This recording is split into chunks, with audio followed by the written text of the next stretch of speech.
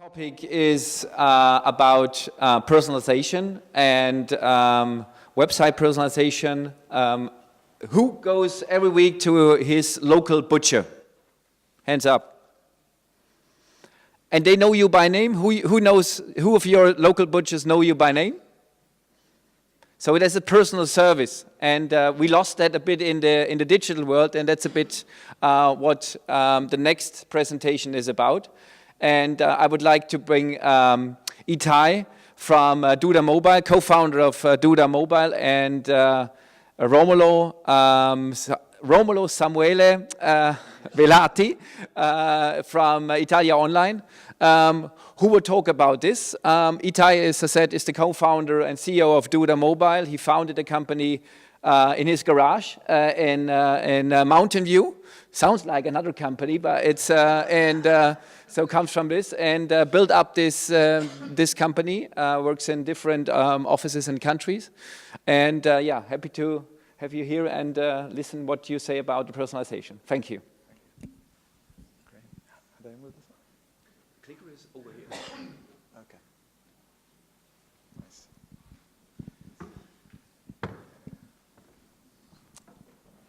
Hi. So 2 weeks ago, my 6-year-old son decided that he wanted to learn to play the guitar. Maybe decided is a little bit of a strong word, like his dad decided for him. You know, dad hopefully will have the next, Led Zeppelin. But as the guitar teacher said, first lesson, you have to show up with a guitar. So as a busy father and CEO, I probably left that decision too long. And 3 days before the first lesson, I knew that I needed to get a guitar for him. So I knew there was a guitar store in Mountain View. I went into their website, and I saw, they didn't have the list of the available guitars. I looked at the opening hours. They open at 9:30. I need to be already at the office by then, so it's going to be pretty difficult for me to get there. And again, there's some time pressure. So, without a lot of options, the next place that I went to look at was at Amazon. And then I go into Amazon, I write kids guitar, and there, it auto-completes it to say kids guitar in a half size, 3/4 of size. I didn't even know that there were different sizes. But did a little bit of reading, saw that I could get the guitar in 2 days delivered to my house with Amazon Prime. And as I was reading, I see other products that people who buy this guitar have also bought a guitar case. And by the way, there's some interesting reviews there that said, even if you buy the half-size guitar, you should buy a 3/4 bag, because that bag would fit also his next guitar. Oh, that's really helpful. That's the type of information that I need. And then I see that some people who bought a guitar actually bought a third really small guitar, like a third product, which would be a small guitar. Like, why would people buy another smaller guitar? And then it occurred to me, a lot of these kids have smaller sisters and brothers, and of course, if you're getting the bigger brother something, you need to get his little sister like a small guitar so they can form a band. So there I am. I just went in to buy a guitar. I'm now already with 3 items in my shopping bag. And, I'm a happy camper, so I'm going to be spending, twice the amount that I planned to spend. But I got the service that I wanted, I got the information that I wanted, and it's going to be delivered on time for the guitar lesson. And all that because I'm happy because I got a personalized experience, right? They knew what I was looking for. They knew things that I didn't even know that I was looking for. And they gave me that experience that helped convert me as a customer. So why does personalization matter? And it's not just my case. There's a lot of study that has been done here, and one of the studies was actually done was commissioned by YouGov, was done by one of our other partners, and And with surveys that they did of small businesses, what they discovered is that, which is something that is pretty obvious, that 56% of adults think that one of the advantages of offline businesses, of offline small businesses, brick and mortar stores, is the personal services that they provide. And again, if we're in that offline world, 71% of Brits like to purchase products from small businesses from their offline stores. But what happens when we do the transition to the online world? This whole thing, kind of falls on its head with, 59% of adults feeling that big businesses provide you a better experience than the small businesses, and that they prefer to make their online purchases, just like I did on Amazon. 23% of adults do it on large retail websites. And when you look at the younger generation, 18 to 24, 45% of those prefer to do their purchasing at big retail stores online. So, and what were the reasons stated for that? They felt that the online big brands provided more empathy and trust, better usability, better social media functionality, and of course, personalization. So everything that small businesses were known for and their unique advantage in the offline world is what the big businesses are able to provide online. And that's a gap that has to be closed. And today, thanks for better technology, and specifically technology around personalization, small businesses can again compete with large businesses online and claim some of that advantage that they had in the past. And again, the survey shows when small businesses provide personalization as part of the experience, the amount of lost sales declines from 52% to 29%. So they get that advantage back. But there's still barriers. There's still barriers to personalization, and the barriers are, it's still cost prohibitive. There's technical expertise that you need to know in order to implement web personalization. However, it's not a choice. Small businesses have to do it. They have to do it in order to survive, because this is what consumers expect. So let's talk a little bit about what are the different types of personalization. One of the types of personalization is contextual. And that means that you get an experience based on where you're physically located as an end user, or based on the time of day or date. So for example, I could be walking close to a store and potentially I see a special offer pop up on my phone, and only I'm getting the special offer because I logged into that store. I went into the store from my mobile phone, and they know that I'm in the vicinity. So that's an example of contextual personalization. The next one is behavioral. And the examples of behavioral, it means what am I as a user, what am I doing, and how can the business leverage my activity either before entering the site or on the site. So for example, a business website could know that I have reached this website either from Google or from Facebook, and some of the messaging on that site could address the fact that, oh, you've come from, hello, Facebook user, blah, blah, blah. Or perhaps you know that a first-time user, you'd give them an experience of a video that explains about your product and about your service. There's no need to explain about your product again if I'm returning for the 5th, 6th, or 10th time. Use that real estate to engage me with something else. Maybe you want to, you see that I'm a loyal customer. Maybe you want to offer me to join your email subscription list. And the last one is demographic. Some information could about age, gender, profession.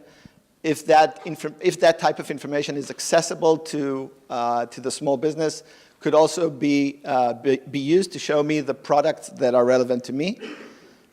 Clearly, in this case, there is the potential issue with privacy and some concerns around that. You know, most small business sites actually don't have access to this type of information.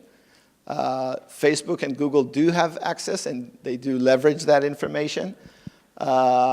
One of the ways to get that information is to offer people to sign up on your site and give you that information in advance, and then using a cookie, once they return, you could use that information to give them a relevant experience. So the options for personalization is there's multiple products out there that are add-on SaaS products where you can kind of bolt on web personalization to your existing web assets. Web personalization could be incorporated into an existing site builder or CMS. This is how Duda does it. So we are a site builder, and once you build a site, you can add personalization capabilities to that site, or you could custom code that. A few things to think about when you think about personalization. Usability is very important. We're talking about, especially for people in this room, we're working with SMBs. It has to be very simple to use. Our users are not super sophisticated, and one way that we found to work around that is to provide them pre-built recipes for personalization. So, for example, there could be pre-built rules that you add into a site that would say, only for users in a certain geography show, a coupon, or only for a person who returns after 3 times to the site, offer them to register for an email subscription list. Flexibility is also very important. When you do personalization, there could be different rules, and you might want to apply more than one rule to a site. So you could do rules that are based on, again, location of the user. You could add rules that are based on time of day, and then there could also be a rule based on where the user came from. So the platform should support multiple rules at the same time. And then tracking. You want to be able to know what personalization actually has done for your user, and you want to share that with your users. So make sure that there's a good analytics engine behind it that is able to show, to demonstrate how effective personalization has been for this customer. And lastly, privacy. Again, something to be very conscious about. You don't want to spook your visitors or create any concern. So, use the information that you have very diligently when presenting it to the actual user themselves. They don't want to feel like they're being snooped around. A few good examples that we have. One of the examples is an Arizona-based restaurant called The Gladly. They implemented personalization on our platform during Restaurant Week, which was in Arizona. They added a notification bar with an option to book a table. And by adding that, they've seen the amount of reservation bookings on their site increase by 70%. Another good example that we have is Radiance for Women. This is a hair salon that implemented a first-time video for users coming into the site for the first time that explains the products and the services that Radiance provides. And again, what they've seen is a 65% increase in conversion by adding that to their website. So, bottom line, personalization works if it's implemented in the right way. I think for agencies and directories and service providers in general, this is a very interesting tool or service to offer to your customers, because it's not just about building it one time and handing it over to the customer. This is a service that allows you to get into a discussion with a customer about their goals, what they want to achieve, and building into the site the right personalization to drive that outcome that they want. It also allows you to have an engaging and ongoing conversation with that business because goals change. And you could offer them to run, change the personalization that you build into the site a couple of times a year and reach back to them every once in a while and say, hey, it's Valentine's Day in a month. How about we run a personalization rule on your site that people who enter the site during Valentine's Day see lovely hearts falling down. And then maybe before Thanksgiving or Christmas or whatever, maybe at that time it's a good time to offer a coupon to your users in a specific location. So again, it allows an ongoing conversation and a service that you can provide as a potential upsell. I want to invite Romolo onto the stage, and Romolo is an Italia Online, a partner of ours, and Romolo can talk a little bit about how they use web personalization in their offering.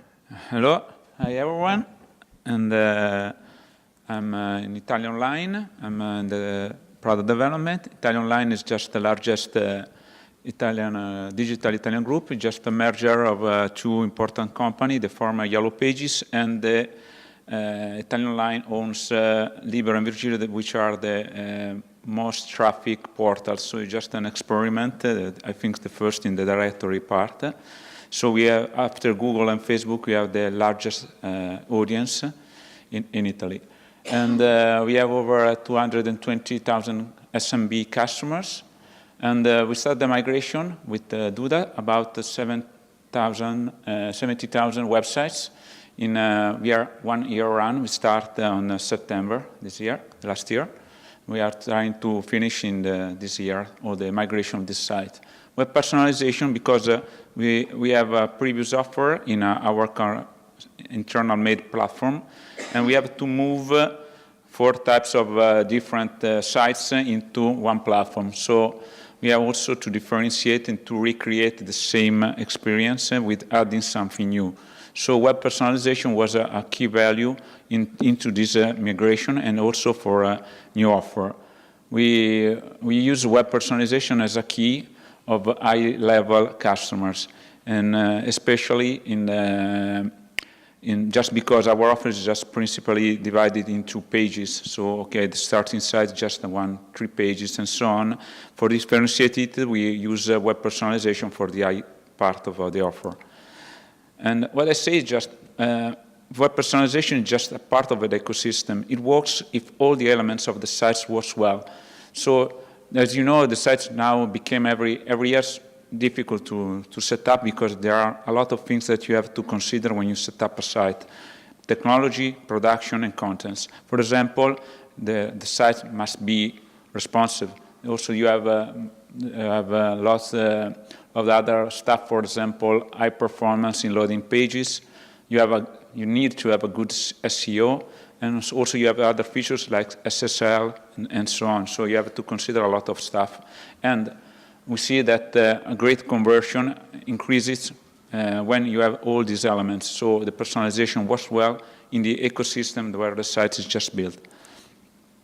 Here are the results. We are just in a quarter of the migration parts, and we see that there are an increase of the conversion rate. We measure it in terms of 208% of conversion rate, and they are higher than the industry average. What we have, the next step is to let our customers to these conversions, because it's just not so easy, as you know, in this field, to let the customer of the conversion that their investments produce.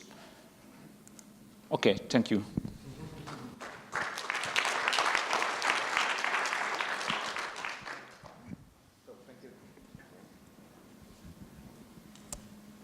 Thanks, Romolo and Itai.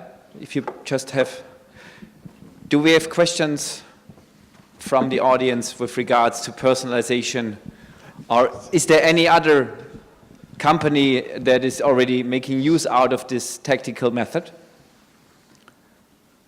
So you might have questions about the service. So my question would be to Itai. These offers, how are they implemented? Who is implementing the offers, the special offers? Is it the client or is it like the agency? It's a question to both of you. How is it usually done? Because I mean, we have these kind of special offers that is specific on the client.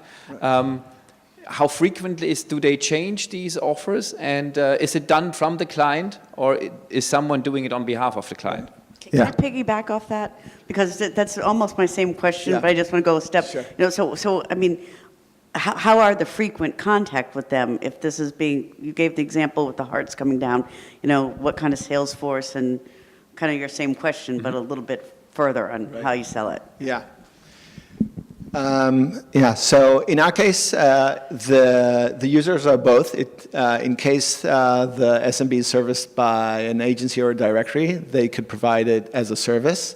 They could also open it up. The platform itself is white labeled to give the SMBs themselves access to do it and to maintain it. So it's really dependent upon the service provider if they want to or not. Mm-hmm.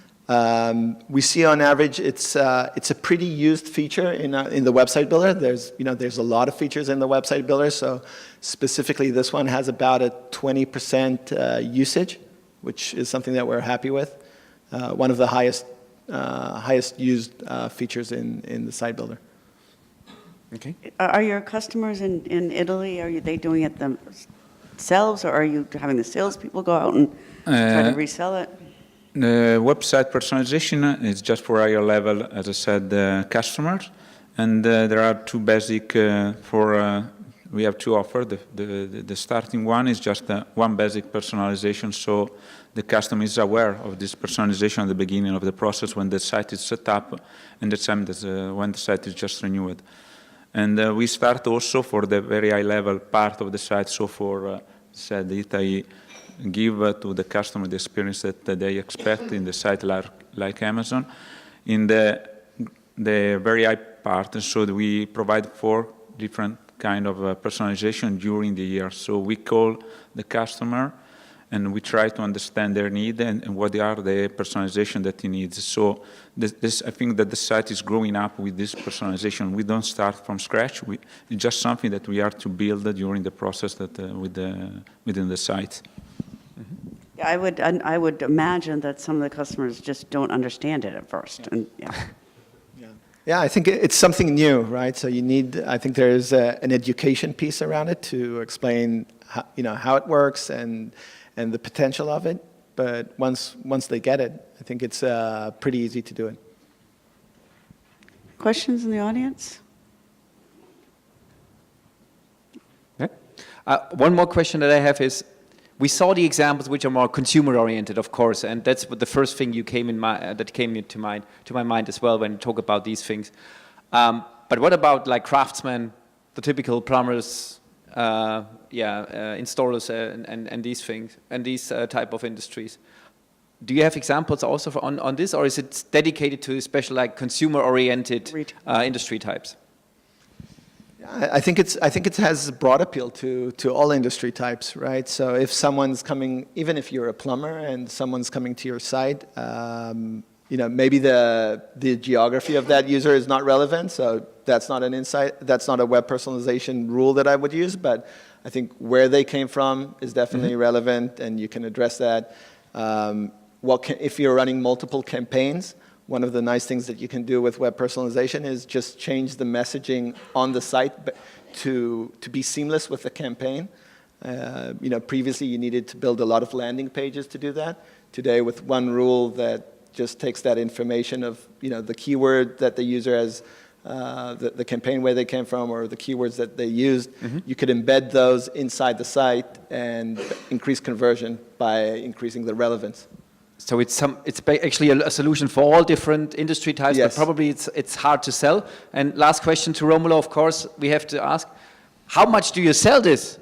No, yes, as I said, it's just a service when we sell it, so just included in the package, if I understand well. So our customer, I think that are pretty happy of that. And so what I say is just learning and